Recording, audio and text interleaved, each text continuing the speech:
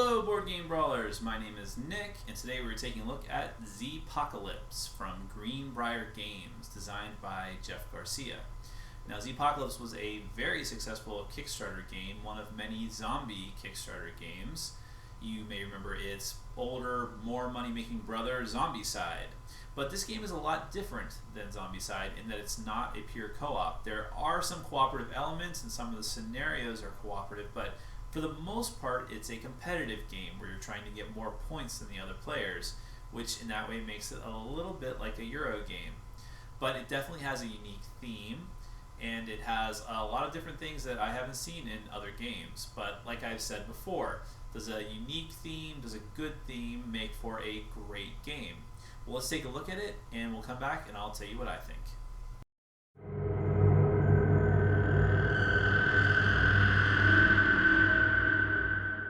So, first and foremost, you have a victory point tracker. This is going to be the main way that players win most games. Most games are competitive to some degree or another, and this is going to keep track of how many points you have by using the little meeples of your appropriate color. There's also points on the map where you're going to gain extra skill points just for reaching that many experience points. And there is a bunker, which is where all of your starting survivors start off, and where extra survivors are put in case you need to recruit them later.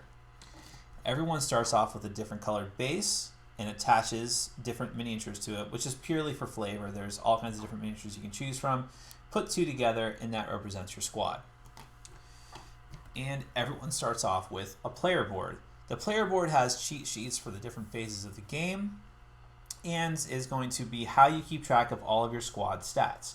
Squads actually combine their stats and compare certain stats to see who has the best and the worst. So hit points and armor are all added together, as are firearm skills and melee skills. Smarts are represented by the smartest person in the group. So if the smartest person in the group has a 3, that's what your smart's at. And your movement is actually determined by the slowest person in the group. If the slowest person in the group only has a speed of 2, that's how fast your squad is moving. Now, you also start off with a base tile set, which is going to be determined by your scenario. The scenarios are going to be the main thing that tell you what to do during the course of the game. So there's all kinds of different ones: cooperative, semi-cooperative, solo. We're going to talk about the main scenario. So the main scenario card is going to tell you how many skill points you gain at those different colored points of the track, of the victory point tracker. And it's going to tell you what every player starts off with. In this case, 2 survivors, 2 food cards, 2 armory cards, and an item. There's a lot of iconography in this game, and you need to be able to figure out which one is which. All the cards usually have the same symbols, so it's easy to tell. Then there's just the objective, which in this case is basically just whoever has the most amount of points after 1 to 4 days, depending on how many you want to play, is the winner. So let's look at the other cards real fast.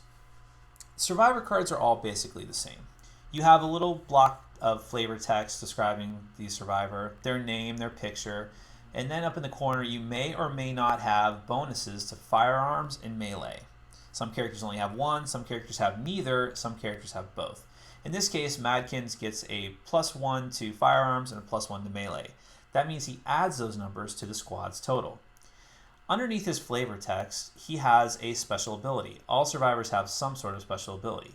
His lets you re-roll dice once per day, and remember that a day is an entire game round. Underneath that are the different stats that he contributes to the squad. So the heart is health. The thing that looks like a bunny's shadowy head is actually armor. And then you have his brains and his movement. Remember that 5 movement and the 2 brains may mean nothing if there is someone smarter than him in the group and someone slower than him in the group, because you're only taking the highest smarts and the lowest movement of all your squad members. And all the survivors are basically the same. Then you have armory cards, which are different types of weapons you can get and accessories. And bear in mind that all survivors and food and armory and item cards sometimes will have these victory points up in the corner. If you can maintain these cards until the end of the game, they are worth that many extra points to you. So now we have a Gumball Machine, which you work with what you have in the Zpocalypse. It's a melee weapon, a little bit of flavor text about it, and the special ability, which in this case is you can spend an action to eat a gumball and gain 2 health. It has a special knockdown ability, but you only get that ability when you are at a certain melee level. Now, if you're untrained, you basically, when you're making an attack, you're just going to take one of these red die and make a roll. And if it's a 5 or a 6, which in this case is represented by a stylish Z on the die, that represents a 6, you get to kill a zombie. But as your melee score improves to 5 and 10, you're going to get much better. So when you hit 5, you get the knockdown ability. When you hit 10, you can kill on a 4, 5, or 6, which is really great. And you see the Gumball Machine has a range of 2. Most melee weapons only have a range of 1. There are also ranged cards. There are thrown cards. And let's take a look at one of the ranged cards, the firearm. You see this has a much better range of 6. However, this has all the basic stuff, but one important difference is you see there is a blue die down here in the corner. Now, if your weapon has expendable ammo of any type, whether it's bullets for a gun or fuel for a chainsaw, and you make an attack, not only do you have to roll the number of red die that you have here, you have to roll one of those blue die. Now, those blue die are also 6-sided dice, and 5 of the sides really don't matter. You just use them as normal 6-sided die if you want to. But one side does matter, and that's the side that says click. When you make an attack with this type of weapon, and if you roll a click, it represents you running out of ammo. You can't fire that turn, and you have to spend an ammo card just to reload your weapon. And there are other types of cards. There are food cards, which you need to feed your survivors during the feeding phase. This counts as 1 food. This counts as 2 food, so you can feed 2 survivors, but it's radioactive. Radioactive food actually makes you lose health from your squad's total, but it does still count as food, and it still will feed your people. And you also have, in a couple of different decks, the Just What I Needed card, which can count as several different types of things. It can count as health, food, ammo, or scrap, whatever you want it to be. And also, remember, it will count as victory points if you hold it until the end. And then you have item cards, which are usually scrap of some sort, but also some medical supplies like duct tape and first aid and ammo. The backpack, which increases your carrying capacity because you are limited on what you can hold, and this has Just What I Needed cards as well. And we'll talk about the other cards when we get to the different phases of the game. Now, the first phase of the game is scavenging. The very first thing everyone does is, at the start of the day, is going to draw a daily goal card. Now, the daily goal cards are kind of neat. They actually represent a little achievements that your character, your squads, can work towards during the course of the day. So that's a blank one. You see this one says teamwork. There's some flavor text. You choose either a goal or challenge. If you choose the goal and you do not lose any of your survivors, you're going to actually gain 3 victory points. If you choose the challenge, which is that you trade your survivor with the highest health for another player's survivor, then you complete the challenge and you can actually add a permanent die to all of your intelligence rolls. This is actually the only time during the course of the game that you're actually allowed to trade survivors. So those are neat little achievements you can work towards. They're optional, but they could mean the difference between you winning the game or not, depending on points.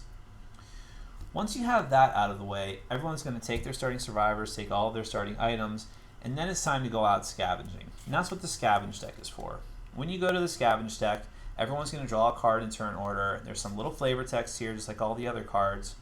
And then there'll be a little challenge. There may or may not be a little challenge here that says something like you roll a smarts check, and you could, if you're successful by rolling a 5 or a 6, which is how a success is usually rolled in this game, you'll gain a bonus to your melee or firearms.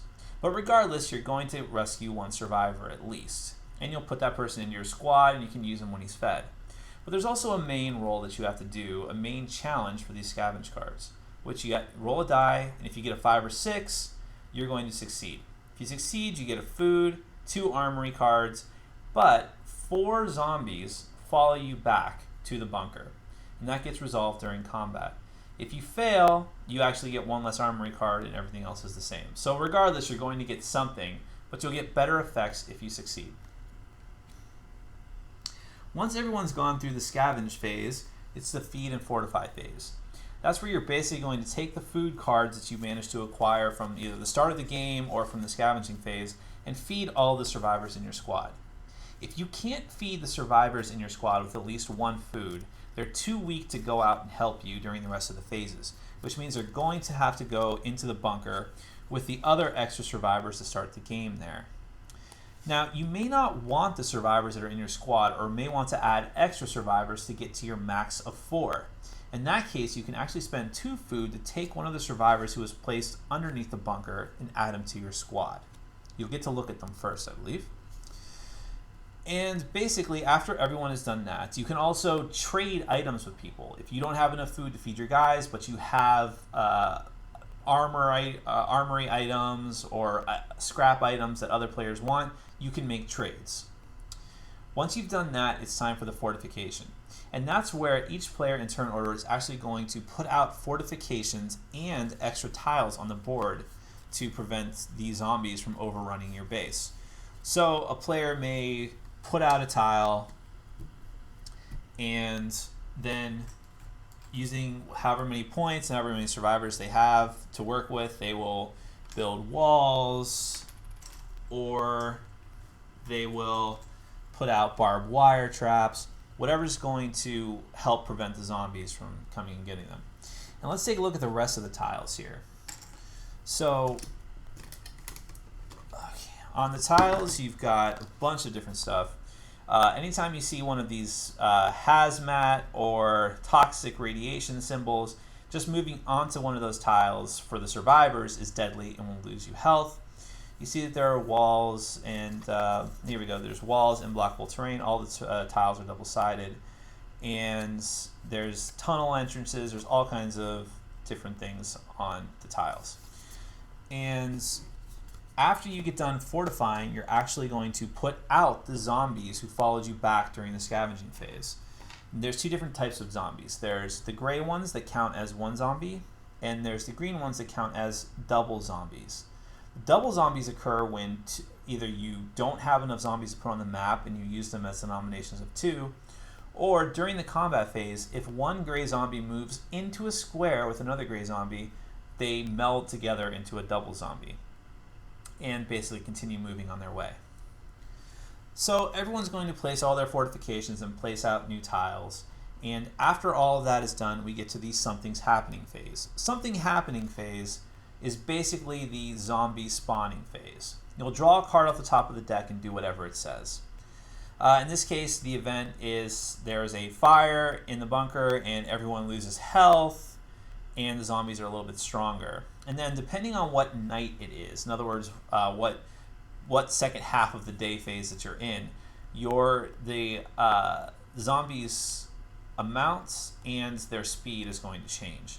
So in this case, all the zombies that are going to come out have a speed of 3, and 3 zombies are put on every single tile that you're actually about to put out now. That's the other part of the phase, is that you put out 1 extra tile for every player in the game, and then infest it with that many zombies.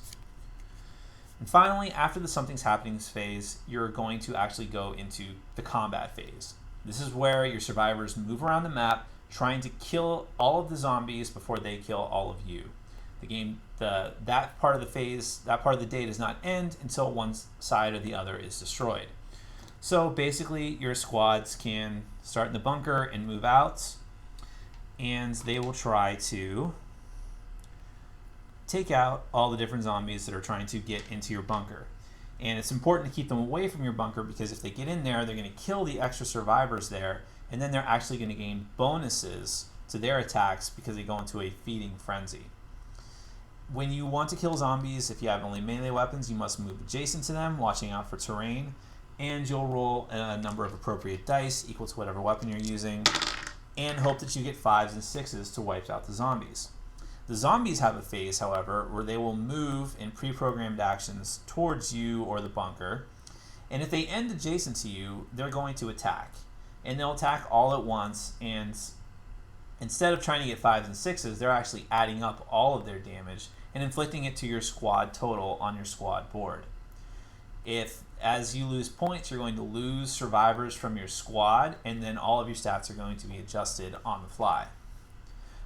And also during the course of the combat phase, you can try and search for items. Now, there are certain spots on the board that have little magnifying glasses, and they'll usually be a certain type of search. This one says you search for an item. On the other side of this tile, it says search for food. If you make it to that search icon, you can use an action to actually search, which is you'll roll your smarts, have whatever your smarts is, and try to get a success. If you succeed, you're actually going to take one of these search markers, and if you succeed on your search, you'll draw as many cards as successes that you got from whatever type it is, food, and then you'll draw one of these search tokens. If it's just a white number, you'll put it on the board, and this represents how hard it's going to be to search there again. In this case, you need 3 successes. But it's also possible that you'll be very unlucky and you'll get one of these zombie search tokens. In which case, in this particular token, 4 zombies immediately pop out, and then you flip it over to the X, and you can't search there again. So that's really bad. But that's basically going to continue like that, where you're going to look around the map, searching for items, killing zombies until one side or the other is all dead. That ends the day. Then a new day starts with the Scavenge Phase, and you repeat until you are either tired of playing or you hit 4 days. Alright, well, where do I start with Zpocalypse? Well, let's start with what I like about the game, and that's the theme. Like I said at the beginning of this video, it has a very unique theme in the sense that it's not just about running and gunning down zombies. It actually takes you through the day-to-day life of being a survivor in the zombie apocalypse. If you look at a game like Zombicide, which is a game that I like, but it's more of a clip from an action-oriented zombie movie like Dawn of the Dead, the new one, or 28 Days Later. Whereas if you look at Zpocalypse, it's more about the Walking Dead TV series, a day in the life of these people just trying to get through their lives and the realities of that in a zombie apocalypse. Or at least the first 3 phases of every day in Zpocalypse feel that way. So I really liked that. I really liked the different little bits of flavor text on the cards, and these characters are actually unique, things like that, the different kinds of weapons, and I could give or take the humor that they injected into the game. Sometimes it's okay, but I see what they were going for, and I appreciate that. So the theme is solid, and I like it. What don't I like about the game? Almost everything else. Let's start with the rulebook and work our way up. So the rulebook's a disaster. It's laid out very poorly. If you have to look something up, which you're going to be doing a lot in this game, good luck. It's going to take you 5 minutes just to find one simple little thing. And that's if you can find it at all. There are some very important details missing completely from the rulebook. Especially the rules for combat, in particular ranged combat, are not laid out well at all. Important details are left out. I was running to Board Game Geek to look at how other people were handling these rules. There was one thing in particular that bothered me was they did not go into detail about what the green and red circles on the victory point track really meant regarding skill points. They mentioned very briefly you get skill points as you level up, but they don't mention how that works in relation to the scenario card and everything like that. It seems obvious now that I know, but I had to go online to confirm that. And that's awful. That's a huge part of the game. And like I said, the book is just not laid out very well. It just looks like a jumbled mess. And you're going to hear me go on and as I go through these videos about rule books that are bad. And that's for a good reason. If you can't get the rule book right, don't even bother. Because that's the most important thing. That's the foundation of your game. Okay, so let's go on to the components. Now, the component quality is actually pretty good. And I'm talking about the card stock that they use, the thickness of the tiles, the dice. I can't complain about the actual quality. It's obvious that they spent a lot of money on those. What I have a big problem with is the design. I'm not a fan of the art, and you can call that subjective, and it is, but it goes from passable to really bad, to where you can't even tell the gender of some of the characters on the cards. But where that actually affects gameplay is with the tiles.